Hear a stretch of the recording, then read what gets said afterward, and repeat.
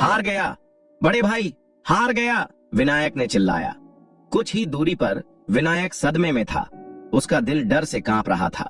उसे सिर्फ अपनी पीठ से सिर तक ठंडी हवा का झोंका महसूस हुआ और उसे लगा जैसे सब कुछ खतरे में है। एक बार विवान नहीं रुका।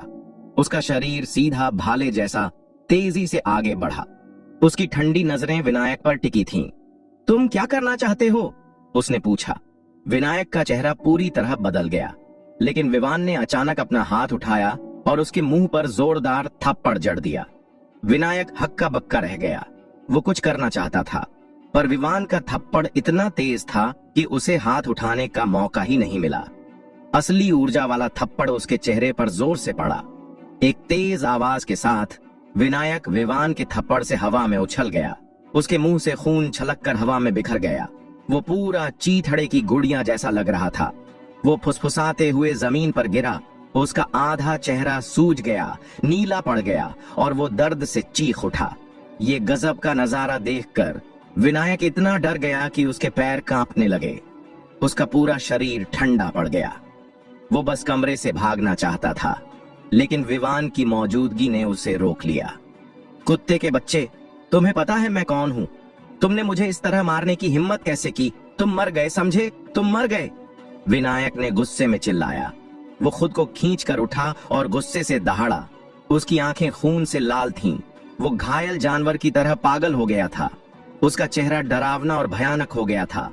गुस्सा, बहुत गुस्सा, ऐसा गुस्सा जो उसने पहले कभी नहीं देखा। बचपन से लेकर अब तक विनायक को कभी इतना अपमानित नहीं किया गया था। अपमान की तीखी भावना ने उसकी छाती को भर दिया। उसकी आंखों के सामने सब धुंधला हो गया। वो विवान को उसी वक्त मार डालना चाहता था, लेकिन जवाब में विवान का उड़ता हुआ पैर आया। विनायक की ठुड्डी पर सीधा वार हुआ। लार के साथ खून और पानी बिखर गया। विनायक धमाके के साथ जमीन पर गिरा। उसका सिर फटने जैसा दर्द हो रहा था और उसका शरीर बुरी तरह कांपने लगा। तुम्हारा नाम विनायक है? मैं तुम्हें चेतावनी देता हूं, मेरे साथ मत उलझो। इस बार मैं तुम्हें एक मौका देता हूं। अगर फिर कभी ऐसा हुआ तो मैं वादा करता हूं, मैं तुम्हें मार डालूंगा।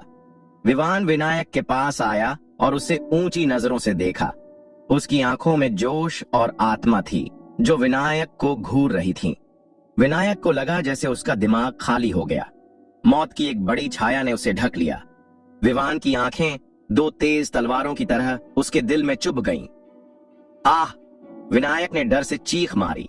उसके दिल में गजब का डर पैदा हो गया। उस पल में उसे लगा जैसे वो नौ नरक में है और अनगिनत दर्द झेल रहा है। विनायक की पैंट पर अचानक पानी का निशान दिखा।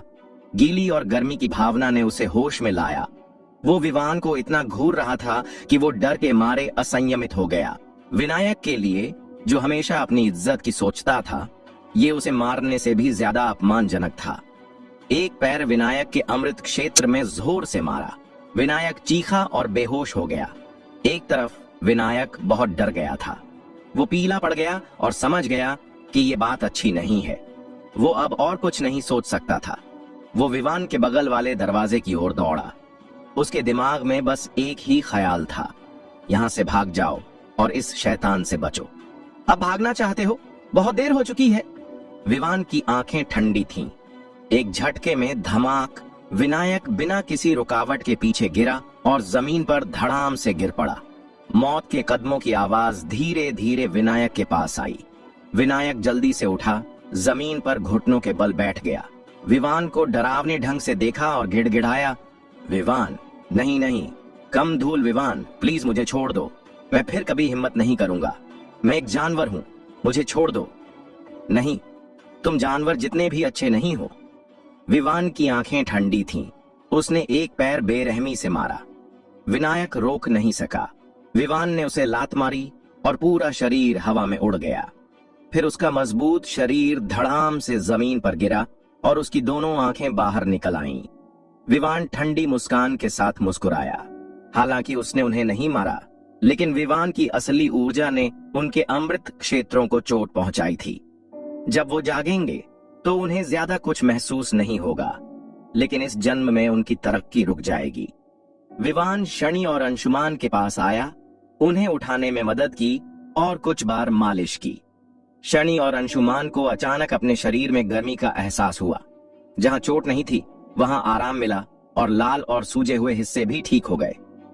कम धूल, तुम सचमुच। दोनों हैरान रह गए। पूरी घटना देखकर वो विवान की हरकतों से पूरी तरह उलझन में थे। उन्हें बस सदमा लगा। तुम्हें वापस जाकर आराम करना चाहिए। इन दोनों को फिर से मुसीबत मोल लेने की हिम्मत नहीं होगी, विवान ने हल्के से कहा। उसे उनके लिए थोड़ा बुरा लग रहा था। अगर वो न होता तो विनायक की नजर शनि और अंशुमान पर नहीं पड़ती। हम ठीक हैं, लेकिन विवान, तुमने उन्हें सबक सिखाया है। मुझे डर है। शनि और अंशुमान चिंतित थे। इस वक्त वो अभी भी विवान की चिंता कर रहे थे। विनायक तनेजा परिवार का दूसरा बेटा है और तनेजा परिवार के खानदान का वारिस है। अब विवान ने विनायक को इतना बुरा सबक सिखाया है। अगर तनेजा परिवार को राजसी उपाधि मिल गया तो विवान बहुत मुसीबत में पड़ जाएगा। मैं ठीक हूं, तुम दोनों चिंता मत करो, विवान ने गर्मजोशी से कहा। मेरे पास यहाँ 2 खास सूत्र हैं। जब तुम वापस जाओ तो इनका अभ्यास करना। विवान ने दोनों की तरक्की देखी और वो दोनों मानव स्तर के शुरुआती चरण में अटके थे। उसका दिल पिघला और उसने उन्हें एक खास सूत्र सिखाया। विवान, तुम सचमुच, जब तुम अभ्यास करोगे तो समझ जाओगे। विवान ने मन ही मन आह भरी। हालांकि पिछले जन्म में तेजस ने उसे धोखा दिया था, फिर भी इस जन्म में वो दोस्ती पर भरोसा करता है। उसे उम्मीद थी कि इस बार वो गलती नहीं करेगा। ये खास सूत्र का हिस्सा विवान के लिए मामूली था, न ही कोई कीमती चीज। शनि और अंशुमान को विदा करने के बाद विवान सोचते हुए अपनी हवेली की ओर चल पड़ा। उसके मन में उसने विनायक को हराने के नतीजे के बारे में नहीं सोचा। उसके लिए ये कोई बड़ी बात नहीं थी। वो बस अपनी भविष्य की साधना के बारे में सोच रहा था। ऊर्जा के पुनर्निर्माण के बाद विवान की साधना सामान्य हो गई थी, लेकिन मार्शल आर्ट की ट्रेनिंग के लिए बहुत सारे संसाधनों की जरूरत होती है, खासकर विवान के लिए जो 9 सितारा दिव्य सूत्र का अभ्यास करता है। हर चरण के लिए जरूरी संसाधन आम मार्शल आर्ट वालों से कई गुना, बल्कि दसियों गुना ज्यादा हैं। ये बहुत बड़ी बात है। जैसा कि कहावत है, पैसा सब कुछ नहीं है, लेकिन एक योद्धा बिना पैसे के नहीं रह सकता।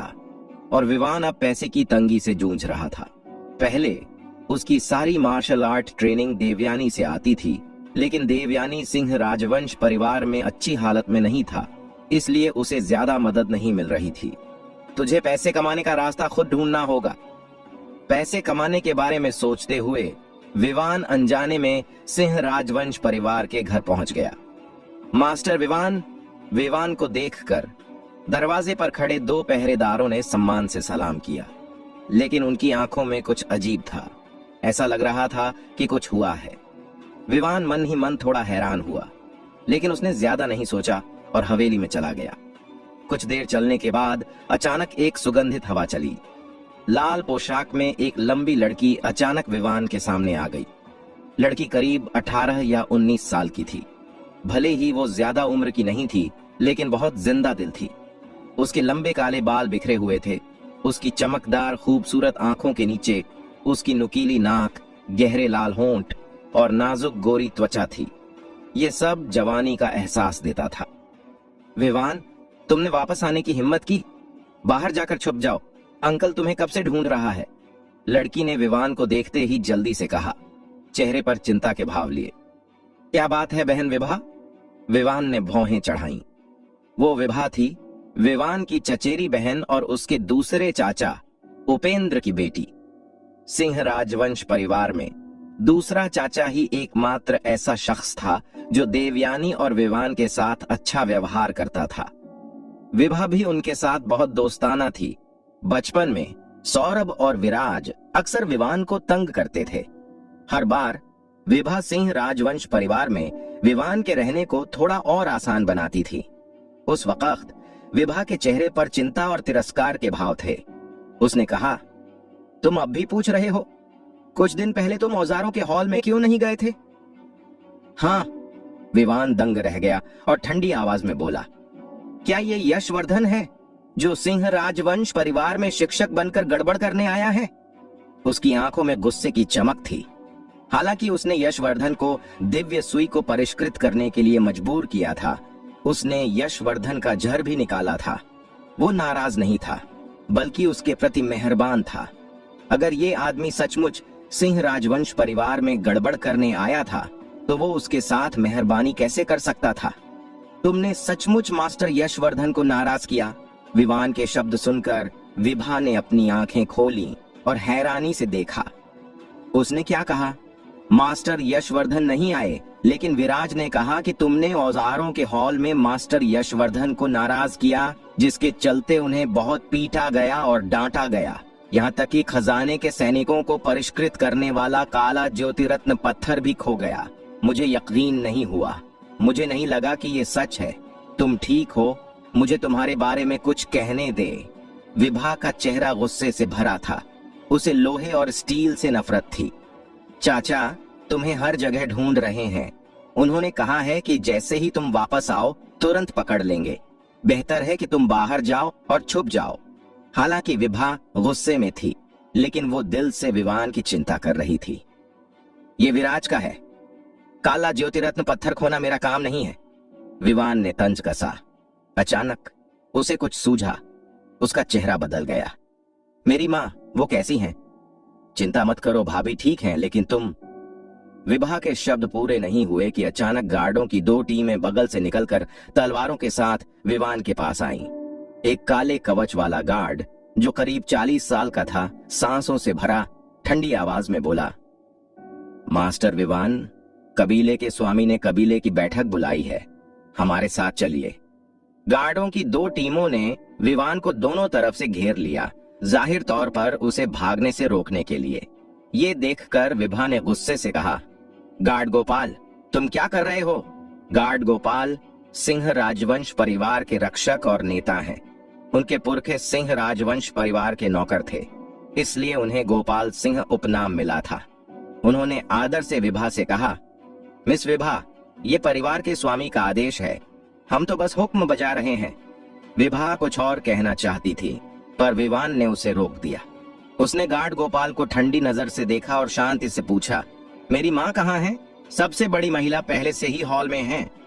गार्ड गोपाल विवान की आंखों से थोड़ा हक्का बक्का रह गया, पर वो सिर झुकाए बिना नहीं रह सका। वो भी विवान के कामों से हैरान था। चलो रास्ता दिखाओ, विवान ने हल्के से कहा, पर मन ही मन उसने मजाक उड़ाया। सिंह राजवंश परिवार पूरी तरह तैयार लग रहा था। वो अभी लौटा है और कुछ कदम भी नहीं चला था कि गार्ड गोपाल आ गया। उसकी मां को सभा हॉल में ले जाया गया है। क्या ये उस पर हमला करने का मौका है? मास्टर विवान, कृपया चलें। टीम जल्दी ही विवान को मीटिंग हॉल में ले गई।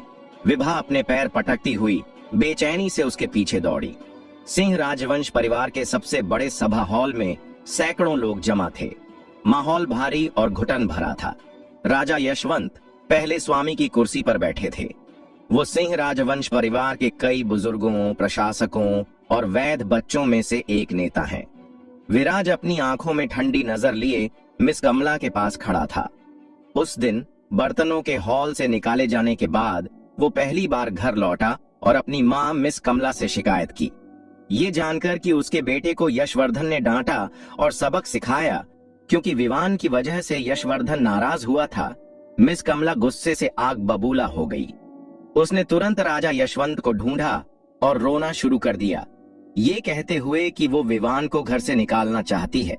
हालांकि राजा यशवंत मिस कमला के व्यवहार से तंग आ चुका था, पर जब उसे पता चला कि उसने अभी अभी काले ज्योतिरत्न पत्थर की नीलामी की है, तो वो गुस्सा नहीं हुआ। लेकिन वो अपने बेटे की खूबियों को अच्छे से जानता था। उसने फौरन किसी को बर्तनों के हॉल में मास्टर यशवर्धन से मिलने भेजा, ताकि का पता चल सके। अचानक यशवर्धन को पता चला कि ये सिंह राजवंश परिवार का मामला है। उसने किसी को देखने तक से मना कर दिया और लोगों को बाहर भगा दिया। जब खबर वापस आई तो मिस कमला ने तुरंत मौके को लपक लिया और सोचा कि उसने वजह पकड़ ली है। उसने फौरन विवान को परिवार से निकालने के लिए हंगामा शुरू कर दिया। जब विवान बहुत छोटा था, उसने मास्टर यशवर्धन को नाराज कर दिया और सिंह राजवंश परिवार के लिए ढेर सारी मुसीबत खड़ी कर दी। अगर उसे बाहर नहीं निकाला गया तो सिंह राजवंश परिवार अब से विजयनगर में कैसे टिकेगा? दरअसल भले ही यशवर्धन बर्तनों के हॉल में बर्तन बनाने का मास्टर था और उसकी ऊंची हैसियत थी और विजयनगर के कई अधिकारी और अमीर लोग उसकी चापलूसी करना चाहते थे, पर वो सिर्फ बर्तन बनाने का मास्टर था। सिंह राजवंश परिवार का बूढ़ा राजा धृतराष्ट्र विजयनगर के राजा है। वो मायालोक राज्य की सीमा पर 5 लाख सैनिकों का सेनापति है। उसने युद्ध में बड़ी बड़ी कामयाबियां हासिल की हैं और मायालोक राज्य में उसकी बहुत इज्जत है। वो सिंह राजवंश परिवार से सिर्फ इसलिए नहीं उलझेगा कि उसने बर्तन बनाने के मास्टर को नाराज कर दिया। इसके अलावा यशवर्धन अकेला नहीं है जो बर्तनों के हॉल में बर्तन बनाता है। अगर यशवर्धन नाराज हो भी गया तो सिंह राजवंश परिवार दूसरे मास्टरों से दोस्ती नहीं कर पाएगा क्या? लेकिन मिस कमला की नजर में ये सिंह राजवंश परिवार की मां और बेटे को निकालने का शानदार मौका था। इस मौके को कैसे छोड़ दें? इसलिए सिंह राजवंश परिवार में अपने 20 साल के प्रबंधन की मदद से उसने कई बुजुर्गों को सीधे राजा यशवंत के सामने मामला उठाने के लिए उकसाया। उसने राजा यशवंत पर दबाव डालने की कोशिश की और एक पारिवारिक बैठक बुलवाई। राजा यशवंत गुस्से में था, पर आखिर में उसने कई बुजुर्गों के प्रस्ताव को मान लिया। हालांकि वो इतना सच्चा नहीं था कि उसे आर्याव्रत ट्रेनिंग कॉलेज से निकाल दे, पर उसने मास्टर के सामने कुछ शब्द तो बोले ही थे ताकि वो पूरी तरह निष्क्रिय न लगे। इन बातों को देखते हुए राजा यशवंत ने मिस कमला की हरकत को भी मान लिया, जिसकी वजह से आज का ये नजारा हुआ। इस वक्त मिस कमला हॉल के सामने बैठी थी। उसके चेहरे पर तंज भरा भाव था। वो देवयानी को ठंडी नजरों से देख रही थी, ये उम्मीद करते हुए कि उसकी आंखों में घबराहट दिखे। देवयानी से नाराज होने में उसे 1-2 दिन नहीं लगे। हर बार ये औरत उसके सामने इतनी शरीफ और सभ्य रहती है, यहाँ तक कि जब वो उसके साथ मुसीबत में होती है तब भी वो हमेशा चापलूसी या अपमान का भाव रखती है, जिससे मिस कमला चिढ़ जाती है। ये तो बस एक नीच औरत है, तुम मेरे सामने शरीफ बनने का नाटक क्यों करती हो? मिस कमला ने मन ही मन सोचा। अब भी देवयानी ने सिर झुकाए रखा और शांत थी। भले ही उसने सादे कपड़े पहने थे, फिर भी वो हॉल में सबसे खूबसूरत थी। जो भी उसे देखता वो आहें भरता। कितनी सुंदर इंसान है। ये सभी मर्दों के लिए एक कुदरती आकर्षण था। यही बात मिस कमला को सबसे ज्यादा चुभती थी। ठीक है, मैं तुम्हें घमंडी होने का नाटक करने दूंगी। जब तुम्हारा नन्हा बेटा आएगा तो मैं देखूंगी कि तुम इतनी शांति से रह पाती हो या नहीं। ये सोचकर मिस कमला हंसे बिना न रह सकी और अगले नजारे का इंतजार करने लगी। हॉल में चुपचाप बैठी देवयानी की आंखें इस वक्त शांत थीं। इतनी खूबसूरत, इतनी शांत, पर उसके कपड़ों के कोनों को कसते हुए उसके हाथ अभी भी विवान की चिंता और बेचैनी दिखा रहे थे। विवान इतनी बेवकूफी कैसे कर सकता है कि बर्तनों के हॉल के मालिक को नाराज कर दे? हालांकि देवयानी को नहीं पता था कि क्या हुआ। वो राजा यशवंत को अच्छे से जानती थी। अगर उसके पास पक्के सबूत नहीं होते तो वो बुजुर्गों की बात से कभी सहमत न होता और इतना बड़ा कदम न उठाता। गुस्से और उत्तेजना से भरे मिस कमला विराज और सिंह राजवंश परिवार के बुजुर्गों को देखकर देवयानी सिंह राजवंश परिवार से पूरी तरह उदासीन हो गई थी। इस परिवार में रुकने की कोई जरूरत नहीं थी। उसका दिल बर्फ सा ठंडा हो गया था।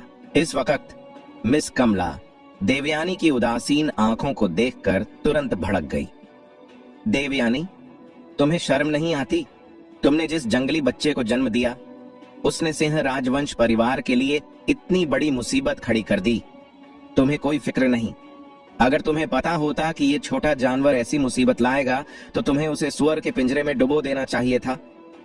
सिंह राजवंश परिवार के एक बुजुर्ग ने ठंडी सांस ली और गुस्से से कहा, विवान कहाँ है?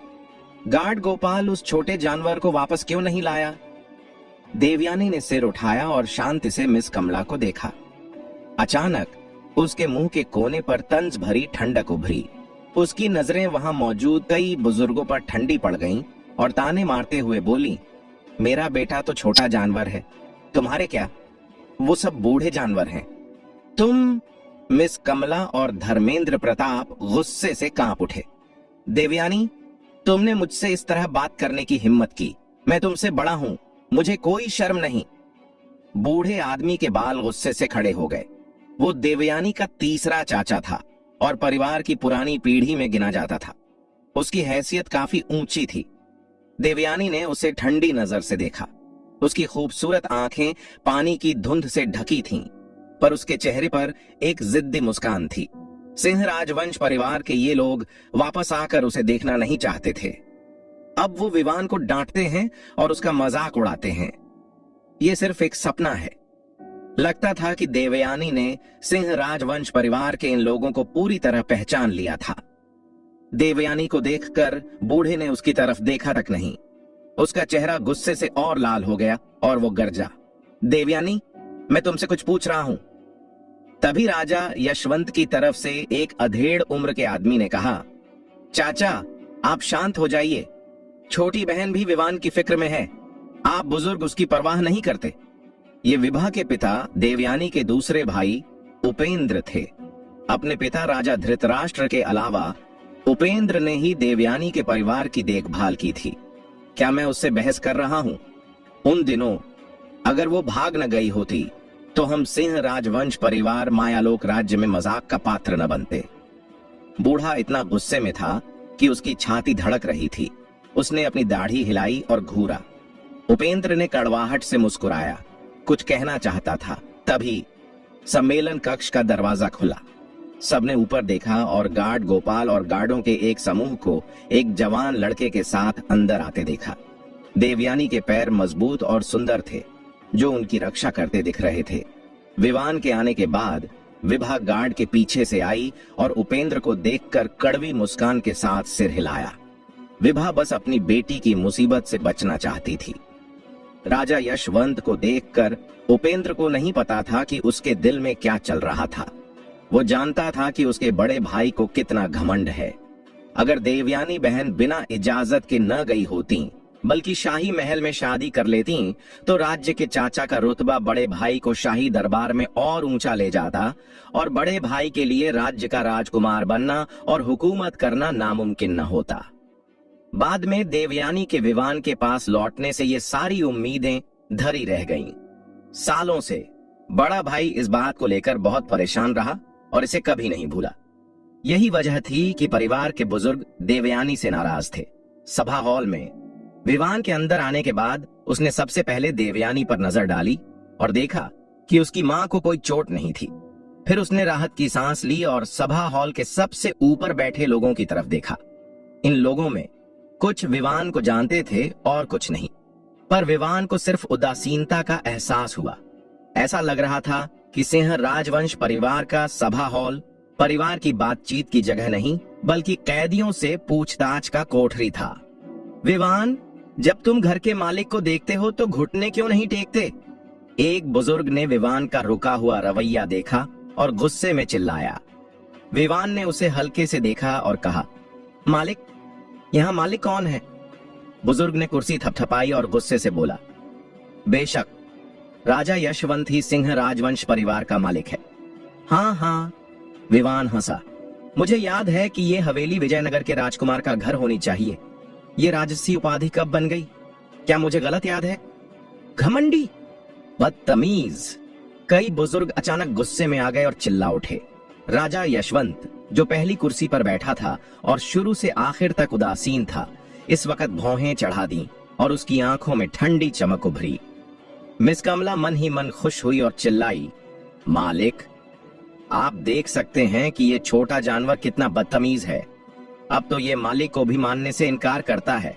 ऐसा आदमी हमारे सिंह राजवंश परिवार में रहे तो ये मुसीबत ही लाएगा।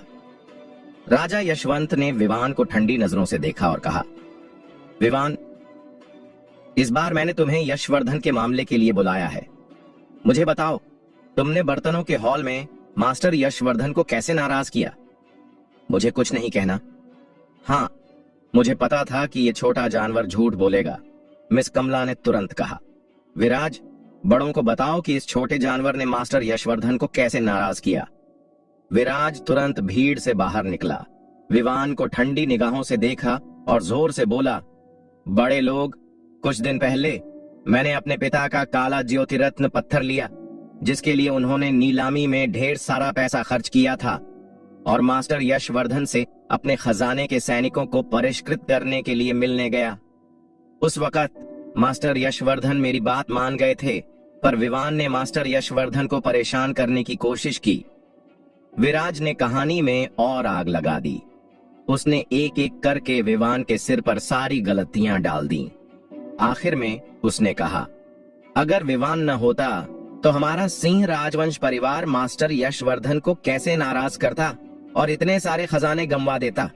अगर ऐसा ही चलता रहा तो मुझे डर है कि भविष्य में अगर हम सिंह राजवंश परिवार बर्तनों के हॉल जाना चाहेंगे तो मुसीबत में पड़ जाएंगे।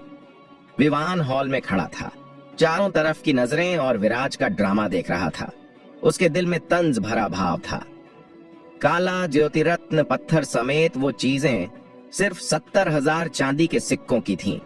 सिंह राजवंश परिवार के लिए ये समंदर में बूंद जैसा था, पर उन्होंने इसे ऐसा बना दिया जैसे वो कंगाल हो गए। एक बुजुर्ग ने ठंडे लहजे में कहा, विवान, तुम और क्या कहना चाहते हो? ये आदमी सिंह राजवंश परिवार का दूसरा बुजुर्ग और राजा यशवंत का चाचा था। अगर विवान की मां राजकुमारी होती तो उसे शाही दरबार में नौकरी मिल जाती, पर अब देवयानी के भाग जाने की वजह से वो अभी भी घर पर ही है। कहा जा सकता है कि वो उन दोनों से नफरत करता है। विवान ने आलस्य से कहा, मुझे कुछ नहीं कहना। हम छोटा जानवर, तुम में जरा भी पछतावा नहीं है। क्या तुम्हारी नजर में अब भी सिंह राजवंश परिवार है? एक बुजुर्ग ने मेज थपथपाई और गुस्से से राजा यशवंत से कहा, मालिक, मैं सुझाव देता हूं कि इस छोटे जानवर को सिंह राजवंश परिवार से निकाल दिया जाए ताकि हमारे परिवार को और नुकसान ना हो। मालिक, मैं सहमत हूं। ये छोटा जानवर बदतमीज है। अगर इसे बाहर नहीं निकाला तो देर सवेर हमारे सिंह राजवंश परिवार को बहुत नुकसान होगा। नासमझ सफेद आंखों वाला भेड़िया। सिंह राजवंश परिवार के कई बुजुर्ग और प्रशासक इस सुझाव को मान गए। मिस कमला का दिल खुशी से भर गया। ये बुजुर्ग और प्रशासक पहले ही उससे नाराज थे। इस बार वो सिंह राजवंश परिवार की मां और बेटे को बाहर निकालना चाहते थे और देखना चाहते थे कि वो इससे कैसे निपटते हैं। बुजुर्गों, ये ठीक नहीं है। उपेंद्र का चेहरा बदल गया। उसने कहा, परिवार से निकालना बहुत बड़ी बात है। कम से कम हमें बुजुर्ग के वापस आने का इंतजार करना चाहिए। देखो उपेंद्र, बुजुर्ग अभी सीमा पर सेना की कमान संभाल रहा है और कांची राज्य के खिलाफ लड़ रहा है। उसका 3 या 5 साल में वापस आना नामुमकिन है। वो कब आएगा? हाँ, सही कहा। विवान, एक छोटा सा जानवर बचपन में ही मास्टर यशवर्धन को नाराज कर सकता है। सुना है कि विवान पहले मास्टर कश्यप को भी नाराज कर चुका है। 2 साल में शायद सम्राट भी उससे नाराज हो जाए। मेरे सिंह राजवंश परिवार से ऐसा गंदा आदमी निकला है। ये बिल्कुल बदतमीज और बेशर्म है। उपेंद्र के कई बड़े चाचाओं ने ठंडी आवाज में कहा। वो बूढ़े थे, उनकी दाढ़ी सफेद हो चुकी थी और चेहरे झुर्रियों से भरे थे, लेकिन विवान को देखते वक्त उनकी आंखें चाकू की तरह ठंडी थीं। ऐसा लग रहा था जैसे वो सिंह राजवंश परिवार के बेटे को नहीं बल्कि किसी दुश्मन को देख रहे हों। उपेंद्र अपने दिल में कड़वी मुस्कान लिए राजा यशवंत सिंह को देखकर बोला, बड़े भाई। राजा यशवंत सिंह ने हाथ हिलाया, फिर ठंडी नजरों से विवान को देखा और कहा, विवान, कोई नियम नहीं, कोई इज्जत नहीं। हमारा सिंह राजवंश परिवार छाया नगर में इसलिए आगे बढ़ पाया है क्योंकि हमारे नियम सख्त हैं। लेकिन आखिरकार तुम मेरे भतीजे हो। मैं तुम्हें समझाने का एक आखिरी मौका देता हूं। घर का मालिक, और उसे समझाना क्या है? सारे सबूत सामने हैं। उसे सीधे निकाल देना चाहिए। वैसे भी उसे नागरिकता नहीं मिली है। वो हमारे सिंह राजवंश परिवार का नहीं है। हमारा सिंह राजवंश परिवार इतने सालों से उसे मुफ्त में खाना पानी देता रहा है। एक एक करके कई बड़े बुजुर्ग और प्रबंधक बोले। अचानक मालिक ने इस छोटे जानवर से जवाब मांगा। अब और क्या समझाया जा सकता था? विवान ने भूखी नजरों से उदासीन मुस्कान बिखेरी। चूंकि तुम चाहते हो कि मैं सिंह राजवंश परिवार छोड़ दूं तो मैं चला जाता हूं। ये सब खाली बातें क्यों? मैं वाकई में अनमोल हूं। विवान! उपेंद्र ने सांस रोकी। उसने जल्दी से देवयानी की तरफ देखा, लेकिन देवयानी का जिद्दी चेहरा उदास भाव लिए हॉल में सब कुछ ठंडेपन से देख रहा था। मिस कमला उछल पड़ा, मानो उसे कोई मौका मिल गया हो। उसने विवान की ओर इशारा किया और तीखी आवाज में कहा, सभी बुजुर्गों, तुमने सुना इस छोटे जानवर ने क्या कहा? क्या अब भी हमारा सिंह राजवंश परिवार तुम्हारी नजरों में है? हाँ हाँ हाँ, तुम सबने पहले ही कह दिया था। चूंकि मैं सिंह राजवंश परिवार का नहीं हूँ, तो मैं तुम्हारे ख्यालों का ध्यान क्यों रखूं? विवान ने तंज भरे चेहरे के साथ तिरस्कार से कहा, सिंह राजवंश परिवार, मैं कभी इसका बच्चा नहीं रहा और मैं इसका हिस्सा बनना भी नहीं चाहता था। अपनी मनमर्जी मुझ पर मत थोपो। तुम्हारी हिम्मत। कई बुजुर्ग विवान की बातों से इतने गुस्से में आए कि वो लगभग बेहोश हो गए। उनके चेहरे सफेद पड़ गए और शरीर गुस्से से कांपने लगे। मेरी हिम्मत? हाँ हाँ, मेरी हिम्मत कैसे हुई? विवान ने कहा, तुम सब सिंह राजवंश परिवार के बड़े बड़े लोग हो। मैं कितना छोटा इंसान हूँ। मैं तुम्हारे सामने इतना बदतमीज कैसे हो सकता हूँ? इतने सालों से तुम्हारे सिंह राजवंश परिवार में ऊपर से नीचे तक 10 साल से ज्यादा वक्त से किसने सचमुच हमारी माँ और बेटे को इंसान समझा है? मेरी माँ सिंह राजवंश परिवार की सबसे बड़ी महिला हैं। तुम सब उनके करीबी रिश्तेदार हो। तुमने इतने सालों में उनके साथ क्या किया? अगर कोई बाहर वाला उन्हें धमकाता है तो कोई बात नहीं, लेकिन तुम भी उन्हें धमकाते हो, एक कमजोर औरत को। क्या तुम्हें शर्म नहीं आती?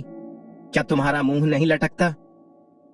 तुम, मिस कमला, तुम हमेशा मेरी मां को परेशान करती हो। कुछ दिन पहले मुझे पीट पीट कर मार डाला गया था। मेरी मां एक रात तुम्हारे मिस कमला के दरवाजे पर घुटने टेक कर एक जिंदगी बचाने वाली गोली मांगती रही। कोई बात नहीं, तुमने उसे राजा चंद्रसेन की चापलूसी करने दी। तुम्हें राजा चंद्रसेन के गंदे काम नहीं पता, जानवरों जैसी चीजें, और तुमने मेरी मां को उसे देखने भेज दिया। तुम मेरी मां को आग के गड्ढे में धकेल रही हो। विवान की गूंजती आवाज हॉल में फैल गई, तेज और गहरी, तलवार की तरह गुस्से से भरी। सबके शरीर कांप रहे थे, दिल धड़क रहे थे। हॉल में सन्नाटा छा गया। उपेंद्र को छोड़कर जो कल ही लौटा था, सभी बुजुर्गों और प्रबंधकों के चेहरे बहुत खराब हो गए, क्योंकि वो जानते थे कि विवान ने जो कहा वो सच था। औषधीय गोली बस एक दूसरी लेवल की गोली है, और मेरी माँ सिंह राजवंश परिवार की सबसे बड़ी महिला है। ये तुम्हारी बहन है, तुम्हारी चाची है, तुम्हारी भतीजी है, तुम्हारा सबसे करीबी रिश्तेदार है, लेकिन तुमने उसे उस गोली के लिए जाने दिया। मिस कमला, इस नीच औरत ने बहुत परेशानी खड़ी की। तुमने किसे संभाला? क्या तुम हमें इंसान समझते हो? अगर तुम मुझसे सिंह राजवंश परिवार के बच्चों की बात करना चाहते हो, तो मैं सिंह राजवंश परिवार में पैदा नहीं हुआ। मुझे सिंह राजवंश परिवार के नियमों से सजा देने की कोशिश मत करो। विवान की आवाज ठंडी थी और हॉल में देर तक गूंजती रही। उसकी तेज आवाज और खतरनाक नजरों ने सबको हैरान कर दिया और वो देर तक बोल नहीं पाए। तुम इस छोटे जानवर को देखो, ये बेकाबू है, बिल्कुल बेकाबू। मिस कमला ने पागलपन से चिल्लाया। उपेंद्र राजा यशवंत को देखकर तीखी आवाज में बोला, वो मायालोक राज्य के सारे कारोबार का इंचार्ज है और अक्सर सिंह राजवंश परिवार में नहीं रहता, वरना उसे इस बारे में पता ही नहीं चलता। इस मामले में मैंने मिस कमला को पहले ही डांट दिया है। ये सच है कि मेरी बीवी ने राजा चंद्रसेन के साथ कुछ गलत किया, लेकिन उसने मेरे सिंह राजवंश परिवार के लिए भी ऐसा किया, राजा यशवंत ने ठंडे लहजे में कहा। उपेंद्र की आंखें चमक उठीं और वो कुछ कहना चाहता था, पर राजा यशवंत ने उसे बीच में रोक दिया और गंभीरता से कहा, दूसरे भाई, ये मामला खत्म हो चुका है। अब हम इस बात पर चर्चा कर रहे हैं कि विवान ने मास्टर यशवर्धन को नाराज किया है। हमें सिंह राजवंश परिवार के लिए मास्टर यशवर्धन को जवाब देना होगा। जवाब क्या? तुम सचमुच विवान को निकालना चाहते हो? मैं इसके लिए राजी नहीं हूं, उपेंद्र ने गुस्सा दबाते हुए कहा। जल्दबाजी मत करो उपेंद्र, सिंह राजवंश परिवार के फैसले तुम्हारे हाथ में नहीं है। राजा यशवंत घर का मालिक है, तुम्हें अपनी जगह समझनी चाहिए। कई बुजुर्ग गुस्से में थे। उपेंद्र ने उन गुस्सैल तेज आंखों वाले लेकिन खतरनाक बुजुर्गों को देखा। उसके दिल में अचानक ठंडक और नफरत का तूफान उठा। उसने राजा यशवंत को देखा और भरोसा किया कि वो सही फैसला लेगा। सबके सामने राजा यशवंत ने शांति से देवयानी को देखा, बिना किसी भाव के। देवयानी बहन, तुम क्या कहती हो? देवयानी के चेहरे पर उदास मुस्कान आई और उसने कहा, तुम और क्या करते हो? तुम हमेशा तेजी से फैसले लेते हो। क्या तुम्हारे मन में इस पारिवारिक बैठक को बुलाने का कोई इरादा नहीं था? विवान सही है। देवयानी बहन, उपेंद्र की आवाज रुक गई। दूसरे भाई, मुझे पता है कि तुम मेरे लिए अच्छा चाहते हो, लेकिन सिंह राजवंश परिवार के चेहरों को देखो। देवयानी खड़ी हो गई। उसका जवान और खूबसूरत चेहरा मजबूती से भरा था और उसकी आंखें पानी की धुंध से ढकी थीं, पर उसने आंसुओं को रोक लिया। उसकी नजरें हॉल के ऊपर बैठे बुजुर्गों पर एक एक करके पड़ी। कई सालों से सिंह राजवंश परिवार के लोगों की अपनी आवाज कहां थी? देवयानी, तुम्हें पता है तुम क्या बोल रही हो? दोनों बुजुर्ग गुस्से में थे। बेशक मुझे पता है मैं क्या बोल रही हूं। तुम स्वार्थी तथा कथित बुजुर्गों, तुम्हारे चेहरों को देखकर मुझे उल्टी आती है। मुझे सचमुच शर्म आती है कि तुम सिंह राजवंश परिवार के हो। तुम। कई बूढ़े लोग कांप उठे और लगभग बेहोश हो गए। उन्होंने देवयानी की ओर इशारा किया और देर तक बोल नहीं पाए। क्या तुम्हें इस बात से नफरत नहीं कि मैंने उस वक्त तुम्हारी शान से शादी नहीं की और तुम्हें शाही रिश्तेदार बनने का मौका नहीं दिया? इतने सालों बाद तुमने सिंह राजवंश परिवार के लिए क्या किया? मेरे पिता ने पूरे सिंह राजवंश परिवार के लिए लड़ाई नहीं की। वो बाहर रहे और वहीं मर गए। तुमने क्या किया? देवयानी ने दांत भींचे और अपने आंसुओं को रोकने की कोशिश की। उसकी आंखें दुख और गुस्से से भरी थीं। अगर तुम एक औरत पर निर्भर करना चाहते हो तो मुझे तुम्हारे लिए शर्म आती है। देवयानी की बातों से कई बुजुर्गों के चेहरे गर्म हो गए और उनके दिल गुस्से से कांप रहे थे। दूसरे बुजुर्ग ने गुस्से से कहा, तुम इन सालों में सिंह राजवंश परिवार में नहीं रही। हम सिंह राजवंश परिवार ने तुम्हें इतने सालों तक पाला। सिंह राजवंश परिवार के बिना क्या तुम माँ बेटा जिंदा रह पाते? जैसा कि उम्मीद थी, तुम सब सफेद आंखों वाले भेड़िए हो। देवयानी ने उदास मुस्कान के साथ कहा, ये विजयनगर महल मेरे पिता का घर है। तुमसे इसका क्या रिश्ता है? इतने सालों में हम माँ बेटे ने जो कुछ भी खाया वो मैंने खुद कमाया। तुमने क्या किया? ये बोलते हुए देवयानी ने अचानक सिर उठाया और राजा यशवंत को गौर से देखा, जो ऊंची कुर्सी पर बैठा था। फिर उसने वहां खड़े विवान को देखा। उसने धीमी आवाज में कहा, विवान, हम यहां और नहीं रुक सकते, चलो। विवान ने सिर हिलाया और मजबूती से कहा, मां, आपका बेटा आपको जरा भी तकलीफ नहीं होने देगा। ये कहकर वो मुड़े और हॉल से बाहर चले गए। देवयानी बहन, उपेंद्र चिल्लाया और राजा यशवंत को देखा। उसी वक्त गार्ड गोपाल और गार्डों के एक समूह ने विवान और देवयानी को आगे बढ़ने से रोक दिया। विवान की आंखें ठंडी थीं। छोटा जानवर, तुमने मास्टर यशवर्धन को नाराज किया और मेरे सिंह राजवंश परिवार को बहुत नुकसान पहुंचाया। क्या तुम ऐसे ही चले जाओगे? मिस कमला ने जोर से कहा। मालिक, बुजुर्गों, मेरा ख्याल है कि इस छोटे जानवर को पकड़कर सीधे मास्टर यशवर्धन के पास भेज देना चाहिए। देवयानी ने मुड़कर मिस कमला के शोर को नजरअंदाज किया और सीधे राजा यशवंत को देखा। राजा यशवंत, क्या तुम अब भी मेरे और मेरे बेटे को छोड़ना चाहते हो? उसकी बर्फीली आवाज गूंजी और देवयानी की आंखों में मजबूत इरादा देखकर लोग कांप उठे। कई सालों से किसी ने उसकी ऐसी ठंडी आंखें नहीं देखी थीं। उन्हें जाने दो।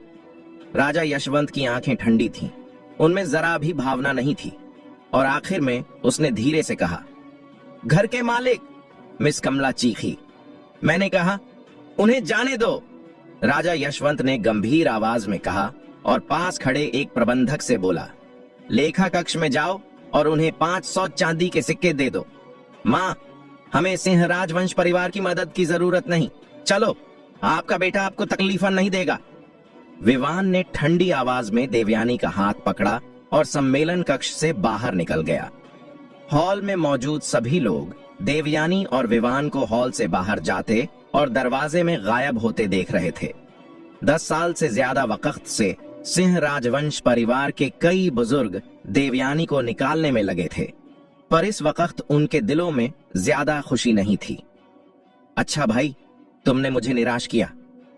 उपेंद्र, गुस्से से भरे चेहरे और हाथ हिलाते हुए सीधे सम्मेलन हॉल से बाहर निकल गया।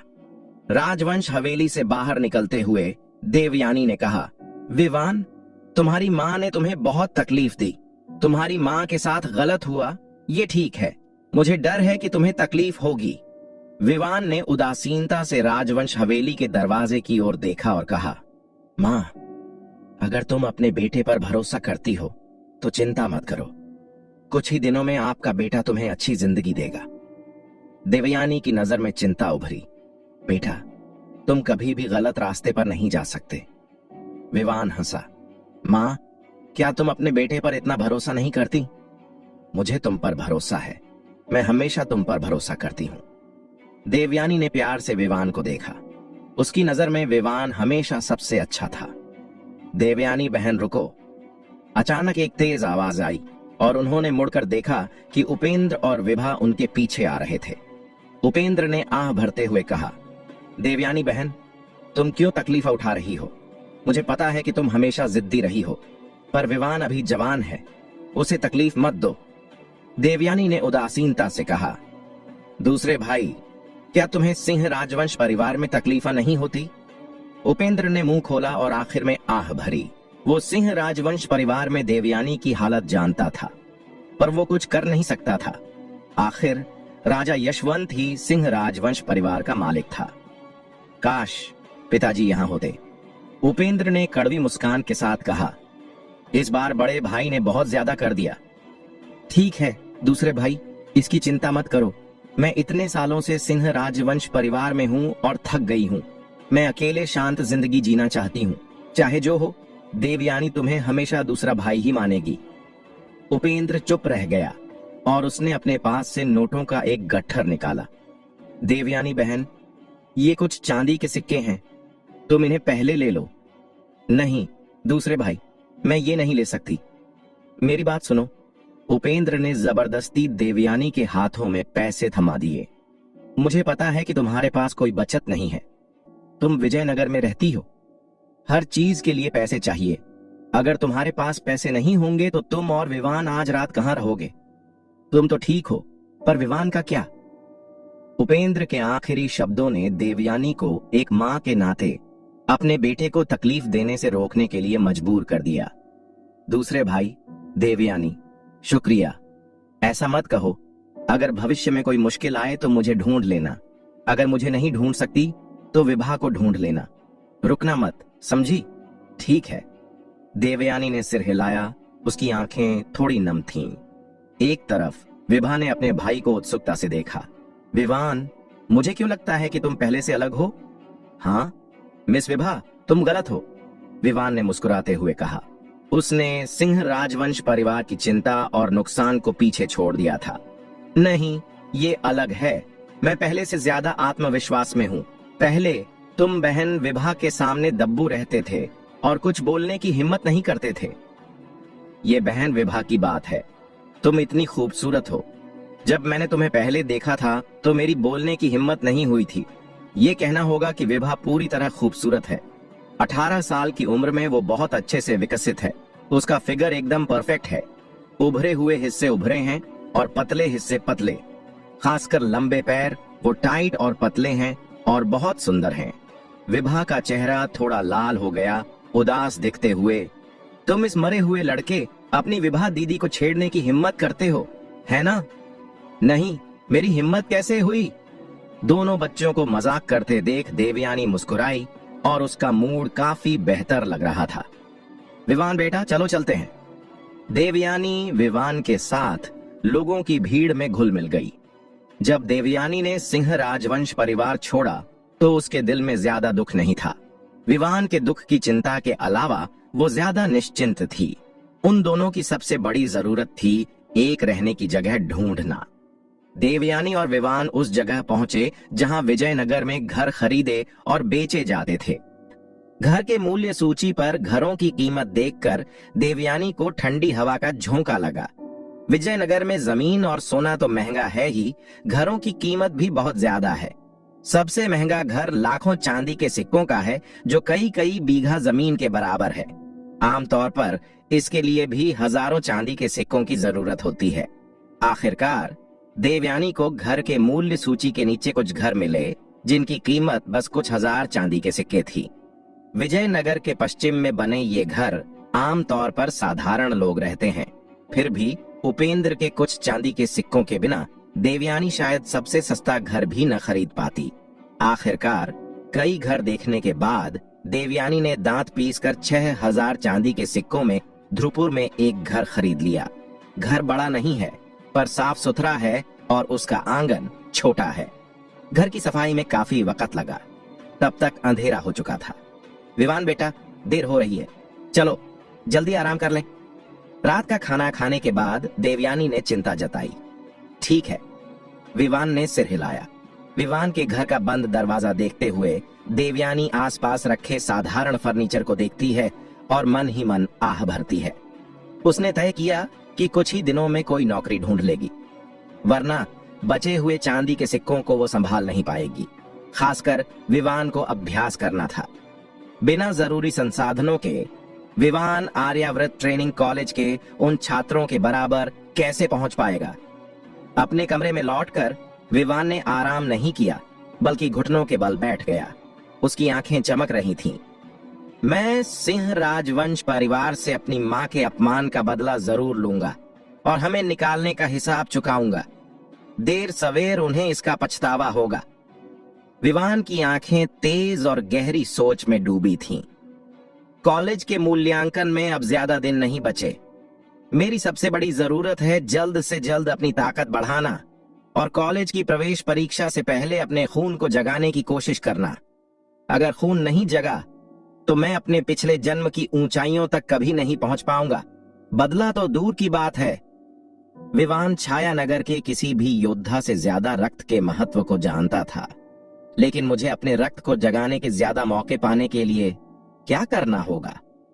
विवान के दिमाग में बार बार कई ख्याल आ रहे थे और रक्त जागरण बढ़ाने के कई तरीके एक एक करके उसके मन में उभर रहे थे। हाँ, जल्द ही विवान को एक उपाय सूझ गया। अगली सुबह विवान ने अपनी मां से 1000 चांदी के सिक्के मांगे। वो जड़ी बूटी बाजार गया और कुछ जड़ी बूटियां खरीदी। उसने धूसर रंग की तरल दवा की कई शीशियां बनाई। रक्त प्रवाह करने की दवा नाम की ये दवा सैन्य क्षेत्र में बहुत मशहूर है। बेशक ये छायानगर में नहीं मिलती। अगर किसी योद्धा की रक्त नलिकाएं जागने के लिए बहुत पतली हैं, तो ये दवा शरीर में रक्त नलिकाओं की ताकत को बढ़ा सकती है और रक्त जागरण की संभावना को और मजबूत कर सकती है। दरअसल जब तक शरीर में रक्त नलिका है, रक्त प्रवाह करने की दवा के इस्तेमाल के बाद रक्त जरूर जाग जाएगा।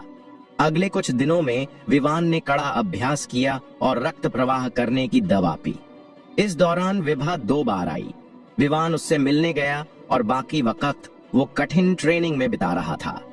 5 दिन बाद विवान ने आखिरकार सारी रक्त प्रवाह करने की दवा पी ली। विवान ने अचानक अपनी आंखें खोली और उनमें से एक तेज रोशनी निकली। मेरे अंदर का रक्त जगाने का वक्त आ गया है। रक्त की पवित्र भूमि ऊर्जा राजवंश के सभी राजाओं के लिए एक शानदार इमारत है। ये बर्तनों के हॉल से जरा भी कम नहीं, बल्कि अपनी भव्यता में उससे भी आगे है। जब विवान रक्त पवित्र भूमि पर पहुंचा तो दोपहर हो चुकी थी। रक्त पवित्र भूमि के दरवाजे पर ढेर सारे लोग थे और पैदल चलने वाले इधर उधर भाग रहे थे। उनमें से ज्यादातर कवच पहने सशस्त्र लोग थे और उनके साथ कुछ किशोर थे जो विवान की उम्र के थे। उनके माता पिता उन्हें रक्त पवित्र भूमि में ले जा रहे थे। ये वो जवान थे जो अपने रक्त को जगाने आए थे। मायालोक राज्य के सबसे बड़े कॉलेज आर्याव्रत ट्रेनिंग कॉलेज के रूप में हर साल रक्त जागरण के लिए रक्त शिक्षकों को कॉलेज में बुलाया जाता है। लेकिन विजयनगर के उन लोगों को जिन्हें कभी आर्याव्रत ट्रेनिंग कॉलेज में दाखिला नहीं मिला, रक्त जागरण के लिए रक्त पवित्र भूमि आना पड़ता था। हालांकि रक्त शिक्षक से एक बार जागरण करवाना बहुत महंगा था, फिर भी आम परिवार अपने बच्चों के भविष्य के लिए अपनी सारी बचत खर्च कर देते थे।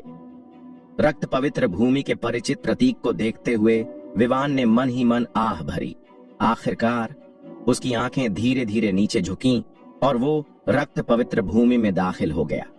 रक्त पवित्र भूमि में ढेर सारे लोग थे। विवान की आंखें हल्के से चमकीं लेकिन रक्त पवित्र भूमि के हॉल में 2 कतारें थीं। एक कतार बड़े योद्धाओं की थी। ये लोग आमतौर पर रक्त नलिकाओं को बेहतर करने या ठीक करने के लिए रक्त पवित्र भूमि आते थे। जागरण के बाद योद्धा की ताकत से रक्त में सुधार होता है। इसके अलावा रक्त गुरु कुछ बाहरी चीजों का इस्तेमाल करके योद्धा के रक्त की ताकत को और बढ़ा सकते हैं।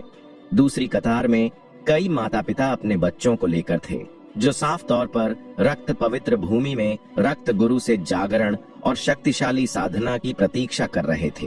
हाय छोटे साहब, क्या तुम रक्त जागरण के लिए आए हो? तुम्हारे माता पिता कहाँ हैं? वो तुम्हारे साथ नहीं आए? विवान के कानों में अचानक एक मीठी आवाज गूंजी और फिर एक ताजी खुशबू आई। एक लंबी सफेद ड्रेस में खूबसूरत फिगर वाली लड़की मुस्कुराते हुए विवान से बोली। श्रुति रक्त पवित्र भूमि की सेविका थी। विवान को अंदर आते देख वो बार बार इधर उधर देखने लगी और खुद को पूछने से रोक न सकी। छोटे साहब, विवान ने अपनी नाक छुई।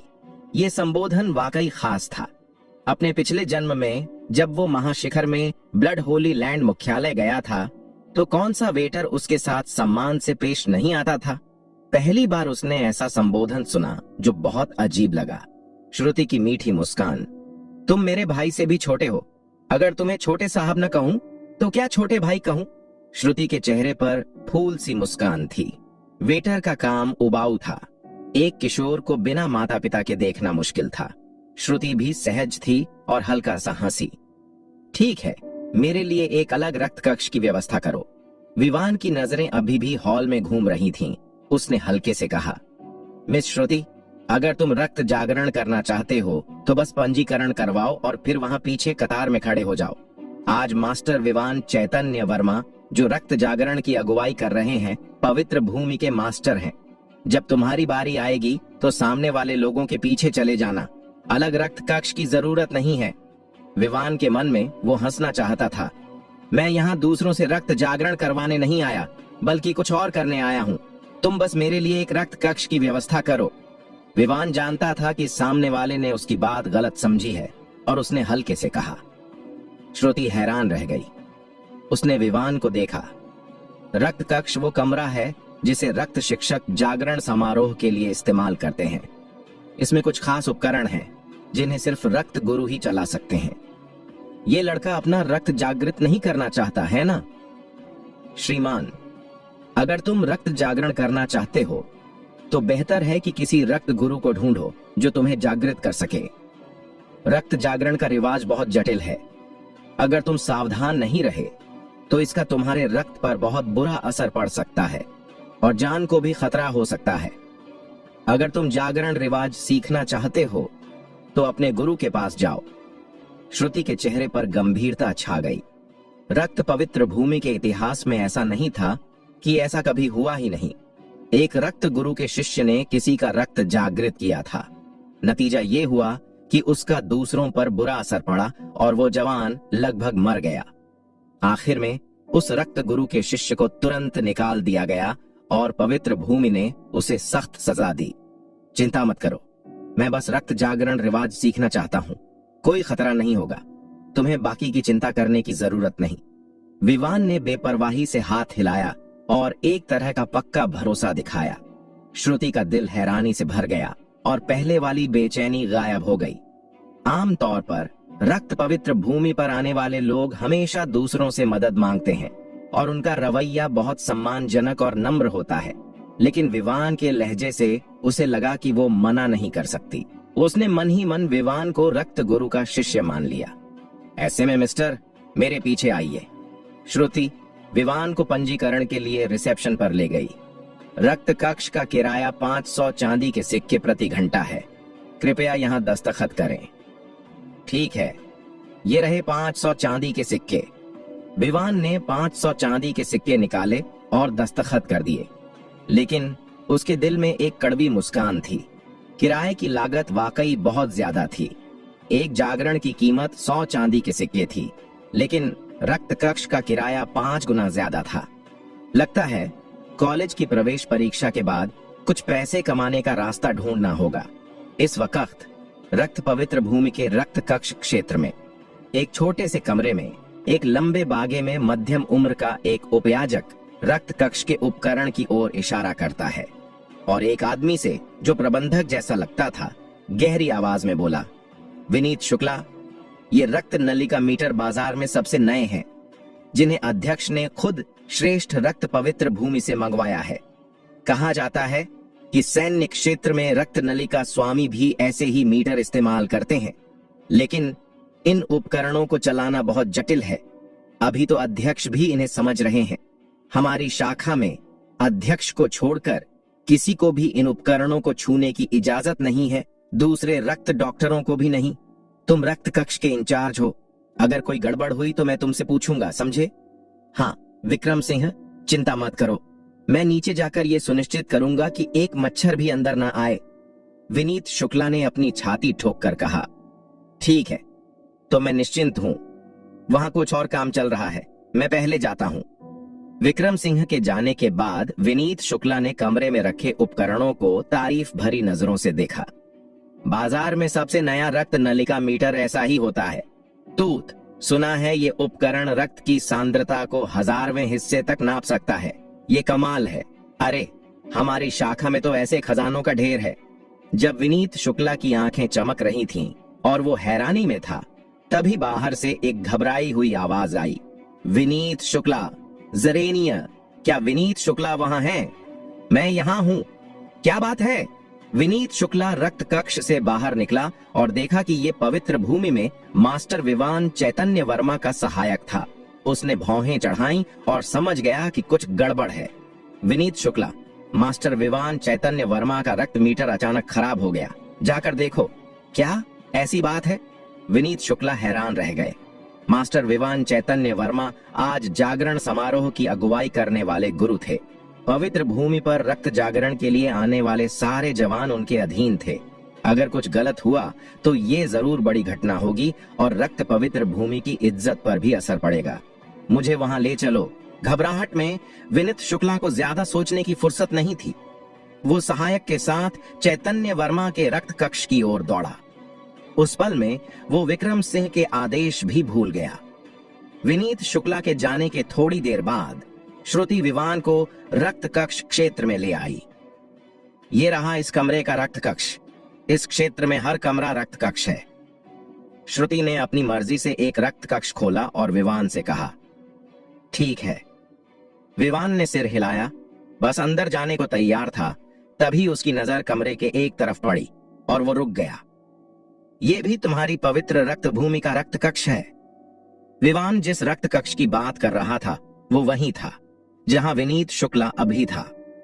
श्रुति ने विवान के इशारे वाले रक्त कक्ष को शक भरी नजरों से देखा और बोली, हां, होना चाहिए। इस क्षेत्र का हर कमरा पवित्र भूमि का रक्त कक्ष है, पर यह कमरा पहले खाली था और शायद अभी अभी खुला है, तो मैं इस रक्त कक्ष में रहूंगा। विवान की आंखें चमक उठी। श्रुति के कुछ और कहने का इंतजार किए बिना विवान कमरे में घुस गया और रक्त कक्ष का दरवाजा बंद कर दिया। श्रुति ने मुंह खोला और कुछ कहना चाहा, पर बंद दरवाजे ने उसे रोक दिया और वो चली गई। अपने सामने रखे एकदम नए यंत्र को देखकर विवान मन ही मन उत्साहित हो गया। हैरानी की बात थी कि मायालोक राज्य की रक्त पवित्र भूमि में इतने नए रक्त नलिका यंत्र थे। ये मेरे लिए भगवान की मेहरबानी थी। जिस कमरे में वो खड़ा था उसमें रखा रक्त नलिका यंत्र बहुत पुराना मॉडल था। इसे 300 साल पहले सैन्य क्षेत्र ने हटा दिया था, लेकिन इस कमरे में रखा रक्त नलिका यंत्र उस वक्त बहुत मशहूर था। इस यंत्र में न सिर्फ ज्यादा सटीकता थी, बल्कि रक्त नलिका विशेषज्ञ के लिए कम स्किल की जरूरत थी। विवान को चिंता थी कि उसकी उपलब्धियां खुद को जागृत करने के लिए कम थीं। अब इन यंत्रों को देखकर उसका दिल पूरी तरह शांत हो गया। रक्त नलिका यंत्र की जांच करने के बाद विवान ने कुशलता से इसके कई स्विच चालू कर दिए।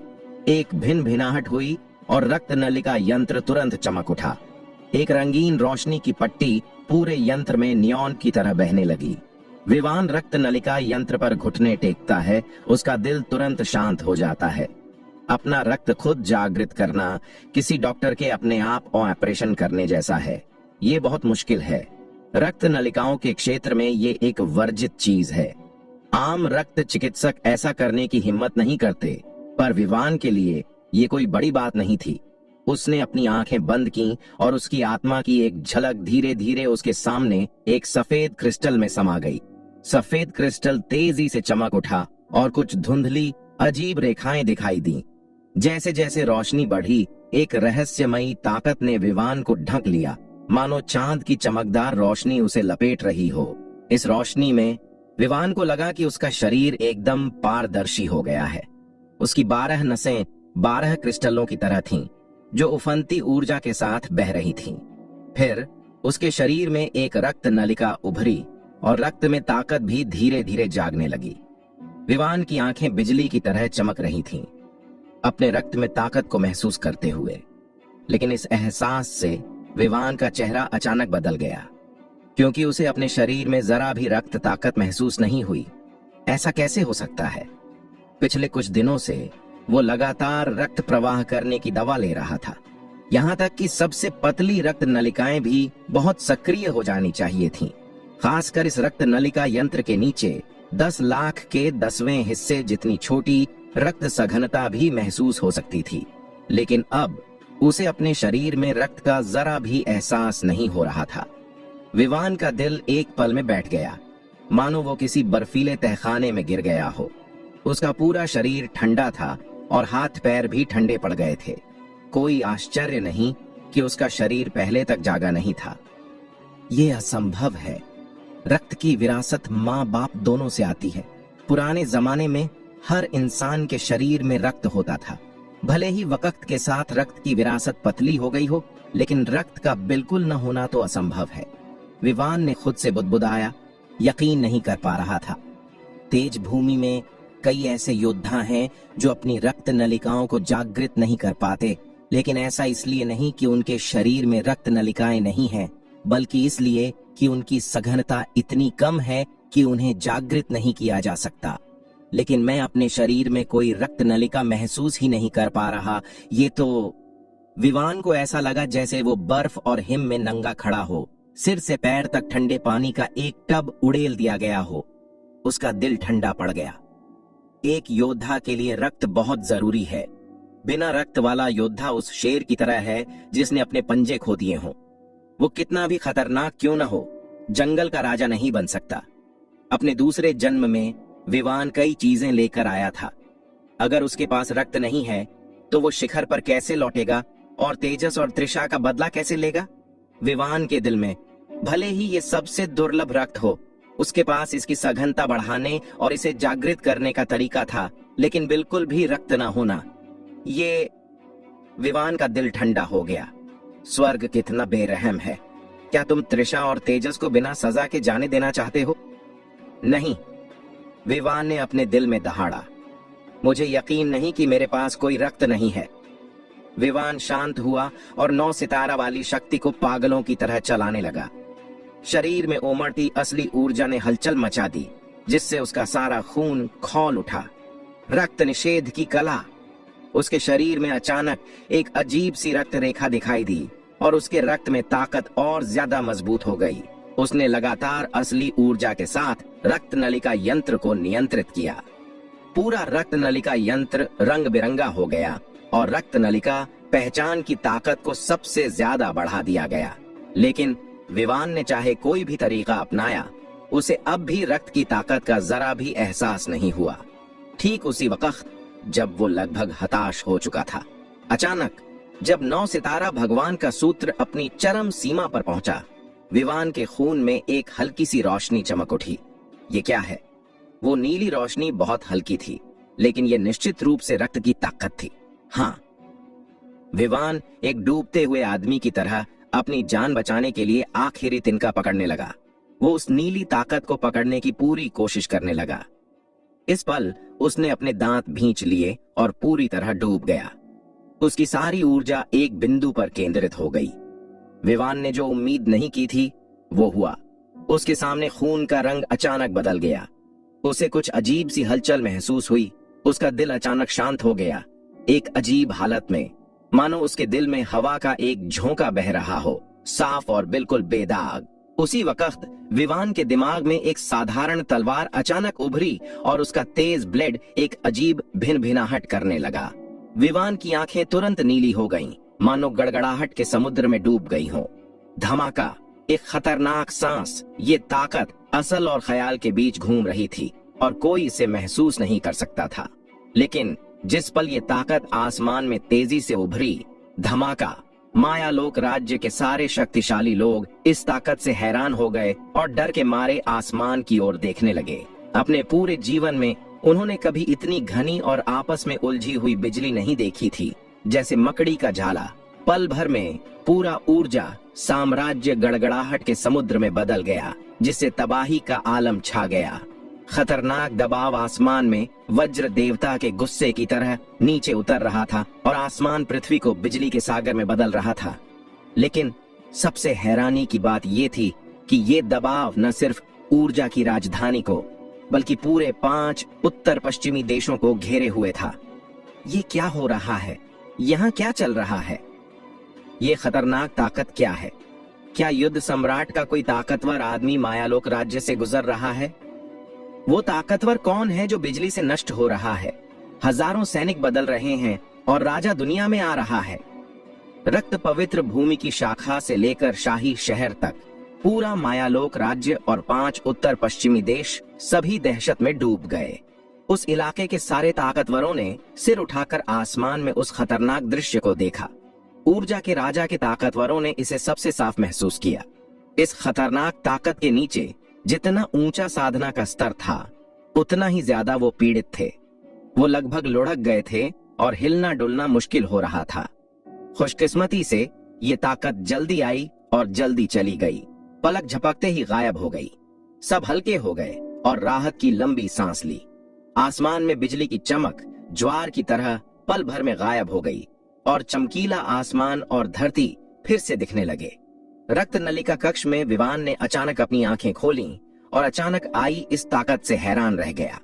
इस वक्त उसके रक्त में एक नीली बिजली की रोशनी छोटे नीले सांप की तरह लचीली और रहस्यमयी इधर उधर घूम रही थी।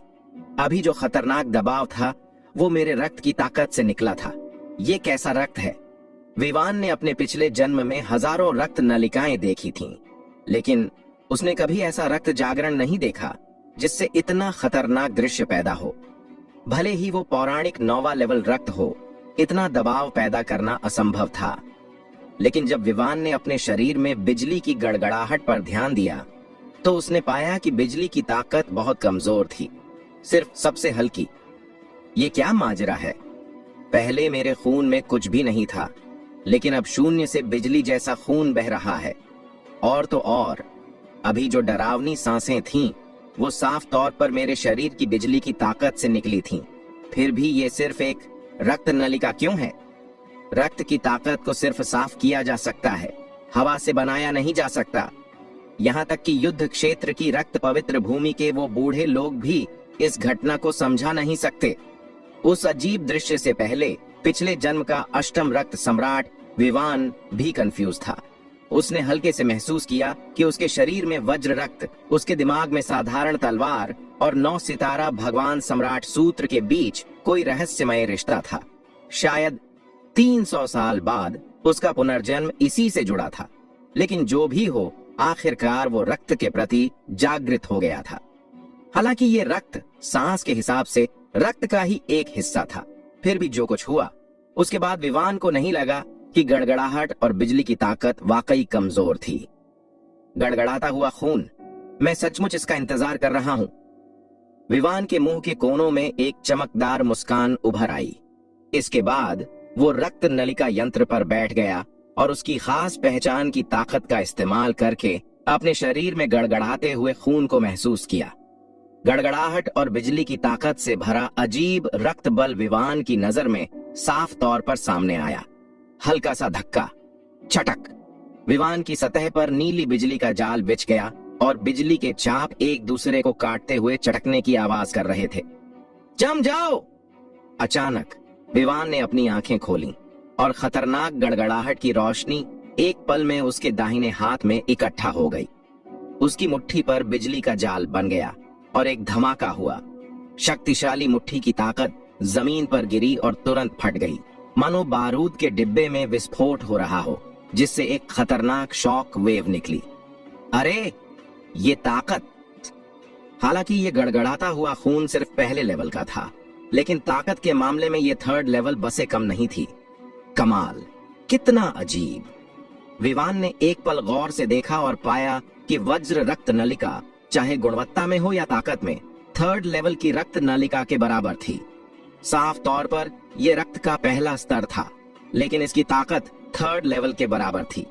विवान की रक्त से जुड़ी उपलब्धियां पिछले जन्म में कमाल थीं, और उसने ऐसा खास रक्त पहली बार देखा था। एक ही रक्त में ताकत अपने आप मजबूत और कमजोर में बढ़ जाती है, लेकिन ज्यादातर फर्स्ट लेवल की रक्त नलिकाएं एक दूसरे के बहुत करीब होती हैं। यहां तक कि कुछ खास फर्स्ट लेवल की रक्त नलिकाएं भी मुश्किल से सेकंड लेवल की ताकत तक पहुंच पाती हैं। वज्र रक्त की तरह, जो फर्स्ट लेवल में होकर भी खास रक्त की थर्ड लेवल के बराबर हो, विवान पहली बार देख रहा था। मजेदार, सचमुच मजेदार। रक्त का स्तर हमेशा एक सा नहीं रहता। अगर हम वज्र रक्त को ऊंचे स्तर तक ले जाने के लिए कुछ खास तरीके इस्तेमाल करें, तो इसकी ताकत कैसी होगी? विवान इसका बेसब्री से इंतजार कर रहा था। जैसे ही विवान कुछ और आजमाने की सोच रहा था, दरवाजे पर खटखटाहट हुई। 1 घंटा हो गया है साहब। दरवाजे के बाहर से श्रुति की भावुक आवाज आई। विवान को अचानक पता चला कि 1 घंटे से ज्यादा वक्त बीत चुका था। दरवाजा खोलते ही श्रुति माफी मांगते हुए दरवाजे पर खड़ी थी। मुझे बहुत अफसोस है, लेकिन तुम्हारा समय खत्म हो गया है। मुझे नहीं पता कि तुम दोबारा किराया दोगे या... मेरे पास कुछ जरूरी काम है, अगली बार आऊंगा। पैसों की कमी जाहिर ना हो, इसके लिए विवान को टाल मटोल का बहाना करना पड़ा। वो उदास था। सिर्फ 500 चांदी के सिक्कों के लिए भी मुझे सिरदर्द हो रहा है। लगता है कुछ पैसे कमाने का रास्ता ढूंढना होगा। हालांकि चूंकि रक्त जागृत हो गया था, विवान रक्त पवित्र भूमि की इस यात्रा से बहुत खुश था। ठीक है, कृपया फ्रंट डेस्क पर जाओ और मेरे साथ पंजीकरण करो, श्रुति ने मुस्कुराते हुए कहा। जब श्रुति और विवान रक्त नलिका क्षेत्र में बात कर रहे थे, विनीत शुक्ला एक धुन गुनगुनाते हुए आया और अच्छे मूड में था। इससे पहले वो मास्टर विवान चैतन्य वर्मा के रक्त नलिका कक्ष में गया था। उसने खराब रक्त नलिका यंत्र को आंख मूंद कर ठीक कर दिया, जिससे एक हादसा टल गया और उसका गर्व काफी बढ़ गया था। चेन चैतन्य वर्मा की अजीब नजरों के बारे में सोचकर विनीत शुक्ला का दिल खुशी से भर गया। हा, भले ही मैं रक्त गुरु नहीं हूं, लेकिन रक्त पवित्र भूमि का हिस्सा हूं, एक जरूरी प्रतिभा हूं। रक्त नलिका यंत्र की मरम्मत वो चीज है जो कई रक्त गुरु नहीं कर सकते। मैंने, विनीत शुक्ला ने, ये कर दिखाया। अरे, भविष्य में पवित्र भूमि में रक्त गुरुओं को देखो। कौन मुझे कम आंकेगा? जब उसने आधा खुला रक्त कक्ष और दरवाजे पर खड़ी श्रुति को देखा, तो उसका उत्साह एक पल में गायब हो गया और उसकी खोपड़ी फटने वाली थी। कोई भी विक्रम सिंह के रक्त कक्ष में नहीं घुस सकता। विनीत शुक्ला का दिल बर्फीली गुफा में गिरने जैसा हो गया और वो पागलों की तरह रक्त कक्ष में दौड़ा। फिर उसने रक्त नलिका यंत्र को रोशनी से भरा देखा और विवान को अंदर खड़ा पाया, गुस्से से भरा, जैसे ज्वालामुखी फट रहा हो। उसकी छाती तुरंत आग पकड़ गई। दोस्तों, आपको यह एपिसोड कैसा लगा हमें कमेंट करके जरूर बताएं और इस वीडियो को लाइक और शेयर करना ना भूलें। चलिए मिलते हैं एक नए एपिसोड के साथ।